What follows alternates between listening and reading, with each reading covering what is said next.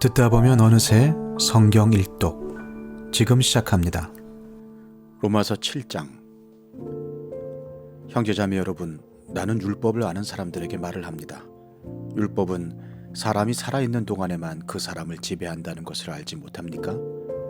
결혼한 여자는 그 남편이 살아있는 동안에는 법으로 남편에게 매여 있으나 남편이 죽으면 남편의 법에서 풀려납니다.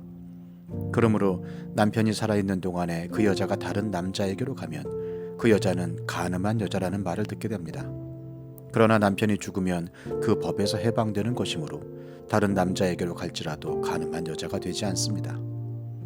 나의 형제자매 여러분, 그러므로 여러분도 그리스도의 몸으로 말미암아 율법에 대해서는 죽임을 당했습니다. 그래서 여러분은 다른 분, 곧 죽은 사람들 가운데서 살아나신 그분에게 속하게 되었습니다. 그것은 우리가 하나님을 위하여 열매를 맺게 하기 위함입니다. 이전에 우리가 육신을 따라 살 때에는 율법으로 말미암아 일어나는 죄의 욕정이 우리 몸의 지체 안에서 작용해서 죽음에 이르는 열매를 맺었습니다. 그러나 지금은 우리를 올감했던 것에 대하여 죽어서 율법에서 풀려났습니다. 그래서 우리는 문자에 얽매인 낡은 정신으로 하나님을 섬기지 않고 성령이 주시는 새 정신으로 하나님을 섬깁니다. 그러면 우리가 무엇이라고 말을 할 것입니까? 율법이 죄입니까? 그럴 수 없습니다. 그러나 율법에 비추어 보지 않았다면 나는 죄가 무엇인지 알지 못하였을 것입니다. 율법에 탐내지 말아라 하지 않았으면 나는 탐심이 무엇인지를 알지 못하였을 것입니다. 그러나 죄는 이 계명을 통하여 틈을 타서 내 속에서 온갖 탐욕을 일으켰습니다. 율법이 없으면 죄는 죽은 것입니다. 전에는 율법이 없어서 내가 살아있었는데 계명이 들어오니까 죄는 살아나고 나는 죽었습니다. 그래서 나를 생명으로 인도해야 할 그 계명이 도리어 나를 죽음으로 인도한다는 것이 드러났습니다. 죄가 계명을 통하여 틈을 타서 나를 속이고 또 그 계명으로 나를 죽였습니다. 그러므로 율법은 거룩하며 계명도 거룩하고 의롭고 선한 것입니다. 그러니 그 선한 것이 나에게 죽음을 안겨주었다는 말입니까? 그럴 수 없습니다. 그러나 죄를 죄로 드러나게 하려고 죄가 그 선한 것을 방편으로 하여 나에게 죽음을 일으켰습니다. 그것은 계명을 방편으로 하여 죄를 극도로 죄답게 되게 하려는 것이었습니다. 우리는 율법이 신령한 것인 줄 압니다. 그러나 나는 육정에 매인 존재로서 죄 아래에 팔린 몸입니다. 나는 내가 하는 일을 도무지 알 수가 없습니다. 내가 해야겠다고 생각하는 일은 하지 않고 도리어 해서는 안 되겠다고 생각하는 일을 하고 있으니 말입니다. 내가 그런 일을 하면서도 그것을 해서는 안 되겠다고 생각하는 것은 곧 율법이 선하다는 사실에 동의하는 것입니다. 그렇다면 그와 같은 일을 하는 것은 내가 아니라 내 속에 자리를 잡고 있는 죄입니다. 나는 내 속에 곧 내 육신 속에 선한 것이 깃들어 있지 않다는 것을 압니다. 나는 선을 행하려는 의지는 있으나 그것을 실행하지는 않으니 말입니다. 나는 내가 원하는 선한 일은 하지 않고 도리어 원하지 않는 악한 일을 합니다. 내가 해서는 안 되는 것을 하면 그것을 하는 것은 내가 아니라 내 속에 자리를 잡고 있는 죄입니다. 여기에서 나는 법칙 하나를 발견하였습니다. 곧 나는 선을 행하려고 하는데 그러한 나에게 악이 붙어 있다는 것입니다. 나는 속사람으로는 하나님의 법을 즐거워하나 내 지체에는 다른 법이 있어서 내 마음의 법과 맞서서 싸우며 내 지체에 있는 죄의 법에 나를 포로로 만드는 것을 봅니다. 나는 비참한 사람입니다. 누가 이 죽음의 몸에서 나를 건져주겠습니까? 우리 주 예수 그리스도를 통하여 나를 건져주신 하나님께 감사를 드립니다. 그러니 나 자신은 마음으로는 하나님의 법을 섬기고 육신으로는 죄의 법을 섬기고 있습니다. 로마서 8장. 그러므로 그리스도 예수 안에 있는 사람들은 정죄를 받지 않습니다. 그것은 그리스도 예수 안에서 생명을 누리게 하는 성령의 법이 당신을 죄와 죽음의 법에서 해방하여 주었기 때문입니다. 육신으로 말미암아 율법이 미약해져서 해낼 수 없었던 그 일을 하나님께서 해결하셨습니다. 곧 하나님께서는 자기의 아들을 죄된 육신을 지닌 모습으로 보내셔서 죄를 없애시려고 그 육신에다 죄의 선고를 내리셨습니다. 그것은 육신을 따라 살지 않고 성령을 따라 사는 우리가 율법이 요구하는 바를 이루게 하시려는 것입니다. 육신을 따라 사는 사람은 육신에 속한 것을 생각하나 성령을 따라 사는 사람은 성령에 속한 것을 생각합니다. 육신에 속한 생각은 죽음입니다. 그러나 성령에 속한 생각은 생명과 평화입니다. 육신에 속한 생각은 하나님께 품는 적대감입니다. 그것은 하나님의 법을 따르지 않으며 또 복종할 수도 없습니다. 육신에 매인 사람은 하나님을 기쁘게 해드릴 수 없습니다. 그러나 하나님의 영이 여러분 안에 살아계시면 여러분은 육신 안에 있지 않고 성령 안에 있습니다. 누구든지 그리스도의 영이 없으면 그리스도의 사람이 아닙니다. 또한 그리스도께서 여러분 안에 살아계시면 여러분의 몸은 죄 때문에 죽은 것이지만 영은 의 때문에 생명을 얻습니다. 예수를 죽은 사람들 가운데서 살리신 분의 영이 여러분 안에 살아계시면 그리스도를 죽은 사람들 가운데서 살리신 분께서 여러분 안에 계신 자기의 영으로 여러분의 죽을 몸도 살리실 것입니다. 그러므로 형제자매 여러분, 우리는 빚을 지고 사는 사람들이지만 육신의 빚을 진 것이 아닙니다. 우리는 육신을 따라 살아야 할 존재가 아닙니다. 여러분이 육신을 따라 살면 죽을 것입니다. 그러나 여러분이 성령으로 몸의 행실을 죽이면 살 것입니다. 하나님의 영으로 인도함을 받는 사람은 누구나 다 하나님의 자녀입니다. 여러분은 또다시 두려움에 빠뜨리는 종살이의 영을 받은 것이 아니라 자녀로 삼으시는 영을 받았습니다. 그래서 우리는 그 영으로 하나님을 아빠, 아버지라고 부릅니다. 바로 그때의 그 성령이 우리의 영과 함께 우리가 하나님의 자녀임을 증언하십니다. 자녀이면 상속자이기도 합니다. 우리가 그리스도와 함께 영광을 받으려고 그와 함께 고난을 받으면 우리는 하나님이 정하신 상속자요 그리스도와 더불어 공동 상속자입니다.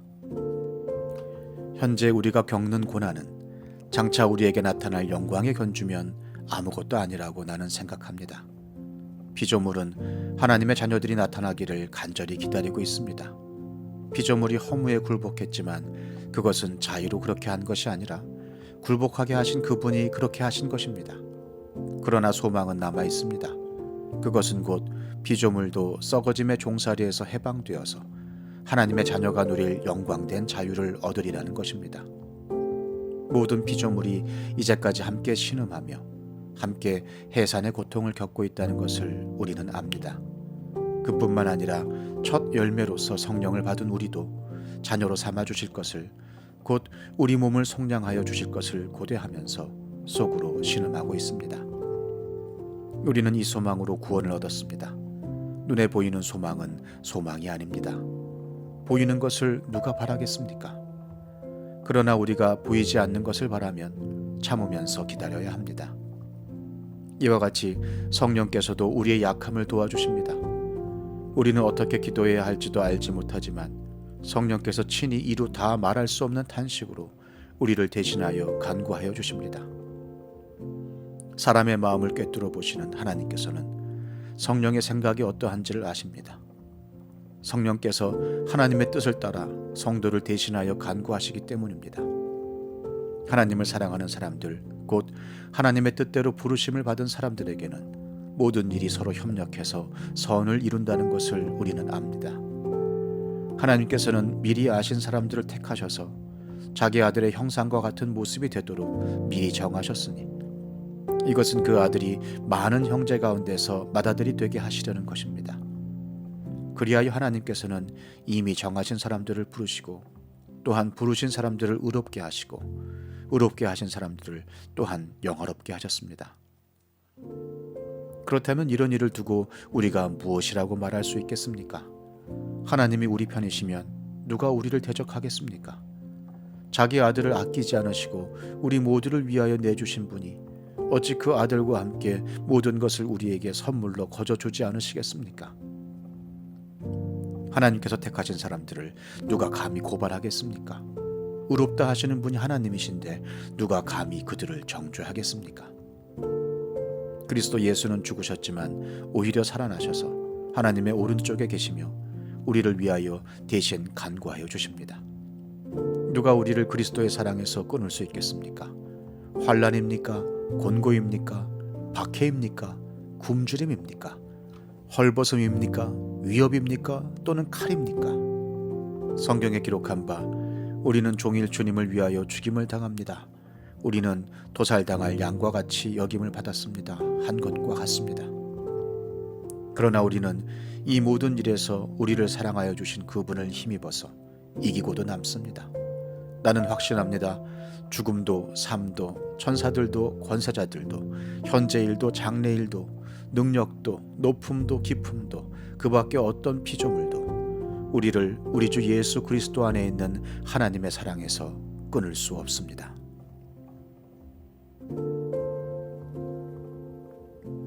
시편 136편. 주님께 감사하여라. 그는 선하시며 그 인자하심이 영원하다. 모든 신들 가운데 가장 크신 하나님께 감사하여라. 그 인자하심이 영원하다. 모든 주 가운데 가장 크신 주님께 감사하여라. 그 인자하심이 영원하다. 홀로 큰 기적을 일으키신 분께 감사하여라. 그 인자하심이 영원하다. 지혜로 하늘을 만드신 분께 감사하여라. 그 인자하심이 영원하다. 물 위에 땅을 펴놓으신 분께 감사하여라. 그 인자하심이 영원하다. 큰 빛들을 지으신 분께 감사하여라. 그 인자하심이 영원하다. 낮을 다스릴 해를 지으신 분께 감사하여라. 그 인자하심이 영원하다. 밤을 다스릴 달과 별을 지으신 분께 감사하여라. 그 인자하심이 영원하다. 이집트의 마다들을 치신 분께 감사하여라. 그 인자하심이 영원하다. 이스라엘을 그들 가운데서 이끌어내신 분께 감사하여라. 그 인자하심이 영원하다. 이스라엘을 강한 손과 펴신 팔로 이끌어내신 분께 감사하여라. 그 인자하심이 영원하다. 홍해를 두 동강으로 가르신 분께 감사하여라. 그 인자하심이 영원하다. 이스라엘을 그 가운데로 지나가게 하신 분께 감사하여라. 그 인자하심이 영원하다. 바로와 그의 군대를 뒤흔들어서 홍해에 쓸어버리신 분께 감사하여라. 그 인자하심이 영원하다. 자기 백성을 광야에서 인도하여 주신 분께 감사하여라. 그 인자하심이 영원하다. 위대한 왕들을 치신 분께 감사하여라. 그 인자하심이 영원하다. 힘센 왕들을 죽이신 분께 감사하여라. 그 인자하심이 영원하다. 아모리 왕 시온을 죽이신 분께 감사하여라. 그 인자하심이 영원하다. 바산 왕 옥을 죽이신 분께 감사하여라. 그 인자하심이 영원하다. 그들의 땅을 유산으로 주신 분께 감사하여라. 그 인자하심이 영원하다. 그들의 땅을 당신의 종 이스라엘에게 기업으로 주신 분께 감사하여라. 그 인자하심이 영원하다. 우리가 낮아졌을 때에 우리를 기억하여 주신 분께 감사하여라. 그 인자하심이 영원하다. 우리를 우리의 원수들에게서 건져주신 분께 감사하여라. 그 인자하심이 영원하다. 육신을 가진 모든 사람에게 먹거리를 주시는 분께 감사하여라. 그 인자하심이 영원하다. 하늘에 계시는 하나님께 감사하여라. 그 인자하심이 영원하다.